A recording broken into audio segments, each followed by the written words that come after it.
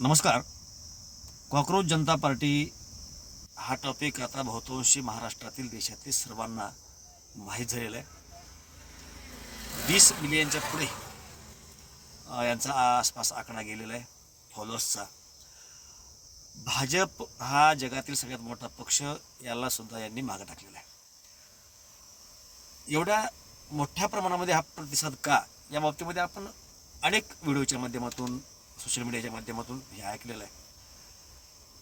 मला वाटतं जे ट्विटर अकाउंट आहे, जे या चालू सरकारनं बंद केलं आहे, 4 दिवसामध्ये हे अकाउंट बंद केलं म्हणजे ह्या पक्षानं, या कॉकरोच जनता पार्टीचा किती धसका घेतला आहे हे लक्षामध्ये येतं.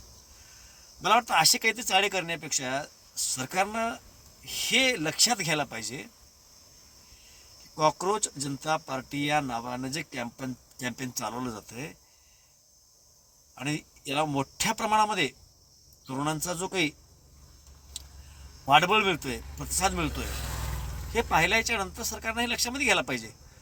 किंवा आज आपल्या आजूबाजूच्या देशामध्ये, नेपाळ असेल, बांगलादेश असेल, श्रीलंका असेल, ह्या सगळ्या देशामध्ये जे काय घडलं तितकाच असंतोष भारतामध्ये आहे, भारतातल्या तरुणाईमध्ये आहे.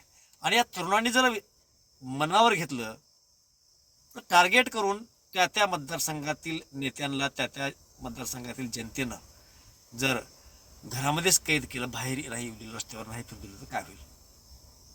आणि हे एका दिवशी होईल.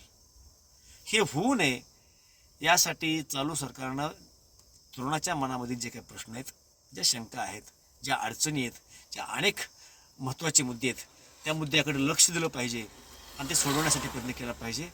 अन्यथा अशा अकाउंट्स वगैरे बंद केल्यानं काही होत नाही. हा जो आक्रोश आहे हा वाढत जाणार आहे आणि ह्याचे दुष्परिणाम निश्चितपणे चालू सरकारला भोगावे लागतील. आपल्याला काय वाटतं? आपल्या प्रतिक्रिया निश्चितपणे कळवा. जय महाराष्ट्र.